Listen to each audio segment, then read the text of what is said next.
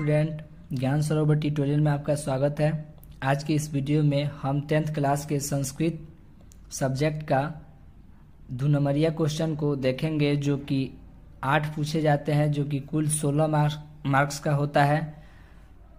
यह question must VBI है, जो कि कल के एग्जाम में आने की पूरी संभावना है। तो वीडियो को ज़्यादा देर न करते हुए वीडियो को आगे बढ़ाते हैं। तो देखिए, पहला नंबर क्वेश्चन है, राम प्रवेश राम का कौन सा गुण सबों को आकर्षित करता था? तो उत्तर इसका हो जाएगा, राम प्रवेश की प्रशंसा, प्रशासन क्षमता और संकट काल में निर्णायक सामर्थक सभी को आकर्षित करता था। ख नंबर क्वेश्चन है, स्वामी दयानंद को मूर्ति पूजा के प्रति अनास्था कैसी हुई? तो इसका उत्तर देखेंगे, स्वामी दयानंद के माता पिता भगवान शिव के उपासक थे। महाशिवरात्रि के दिन शिव पार्वती की पूजा इनके परिवार में विशेष रूप से मनाई जाती थी। एक बार महाशिवरात्रि के दिन इन्होंने देखा कि एक चूहा भगवान शंकर की मूर्ति के ऊपर चढ़कर उन पर चढ़ाए हुए प्रसाद को खा रहा है। इससे उन्हें विश्वास हो गया कि मूर्ति में भगवान शिव नहीं होते। इस प्रकार मूर्ति पूजा के प्रति उनमें अनास्था हुई। नेक्स्ट प्रश्न, ग नंबर, मंदाकिनी में कौन स्नान कर रहे हैं? इसका उत्तर देखेंगे, मंदाकिनी नदी में ऋषि मुनिगण स्नान कर रहे हैं। अगला घ नंबर, बाघ के द्वारा पकड़ लिए जाने पर कीचड़ में फंसे पथिक ने क्या सोचा? तो इसका उत्तर देखेंगे, बाघ के द्वारा पकड़े जाने पर पथिक ने सोचा, हिंसक जीव अपने स्वभाव को नहीं छोड़ सकता। दुष्टों की बातों पर लोभ में आकर विश्वास नहीं करना चाहिए।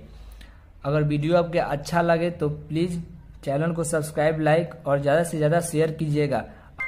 अंग, कर्ण के कवच और कुंडल की विशेषता क्या थी?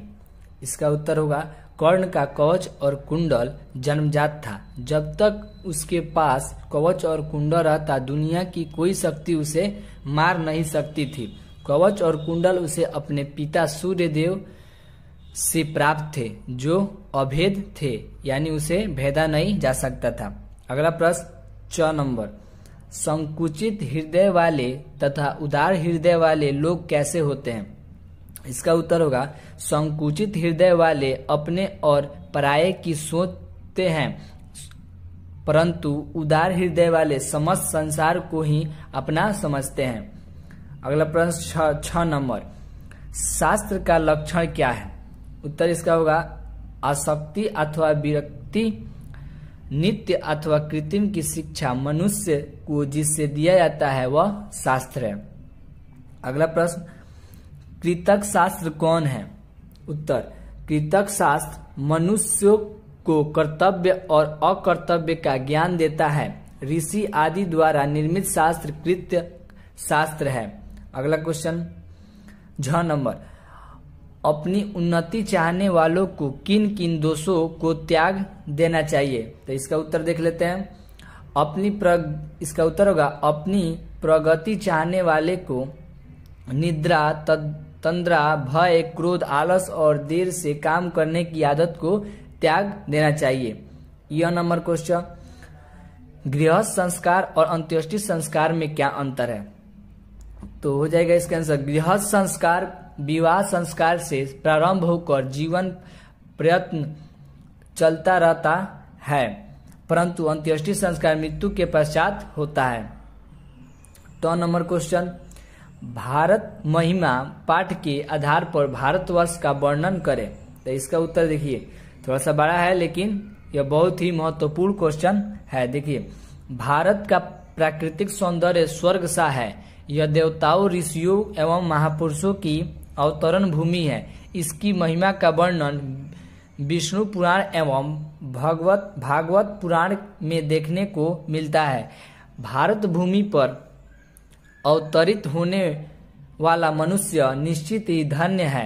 हमारी भारत भूमि विशाल, रम्य रूपा और कल्याणप्रद है, अत्यंत शोभनीय और संसार का गौरव। भारत हम सबों के द्वारा सदैव पूजनीय है।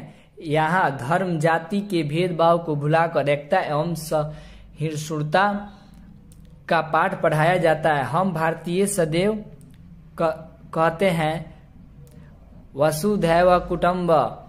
हम भारतीय सदैव कहते हैं, क्या कहते हैं? वसुधैव कुटुंबकम।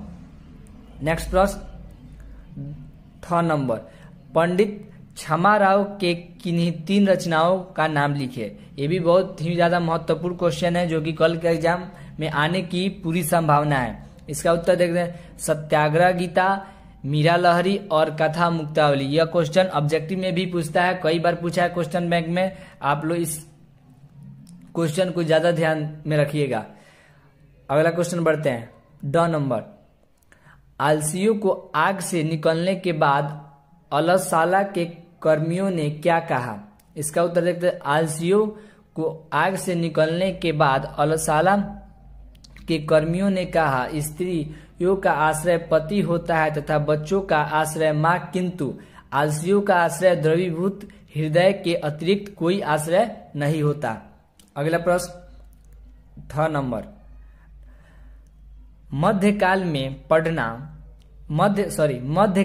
पटना नगर कितना पुराना हो गया था, इसका उल्लेख कहाँ है? तो इसका आंसर देख लेंगे। मध्यकाल में पटना कितना पुराना हो गया, इसका उल्लेख मुद्रा राक्षस नाटक में। यह क्वेश्चन ऑब्जेक्टिव में भी पूछता है।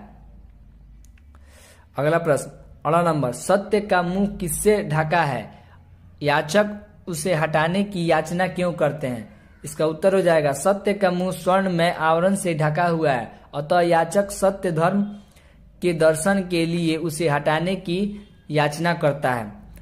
तो नंबर प्रश्न, नदी और विद्वान में क्या समानता है? यह भी मस्ट भी यही प्रश्न है। इसका उत्तर देखेंगे।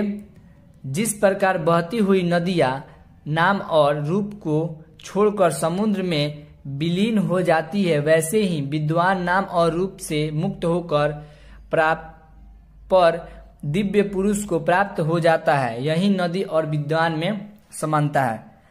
आज के वीडियो में जो भी हम प्रश्न आपको बताए हैं, यह कल पूरी संभावना है कि यह सभी प्रश्न आएगा। और आपको वीडियो अच्छा लगा तो वीडियो को लाइक, शेयर और कमेंट बॉक्स में बताइएगा कि आपको वीडियो यह कैसा लगा। धन्यवाद।